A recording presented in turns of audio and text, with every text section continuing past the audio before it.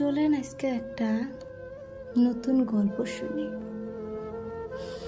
ভালোবাসাটা একটা অভ্যাসের মতো। তুমি যত আমাকে কম টাইম বা ফোন করবে, আমার তোমার টাইম বা ফোনের অপেক্ষা অনেকটা কমে যাবে। তুমি যত ব্যস্ততা দেখাইবে, আমি তোমায় একা ছেড়ে দেব। তুমি যত কম দেখা করতে চাইবে, আমি ততই একা থাকতে সবলীন হয়ে যাব।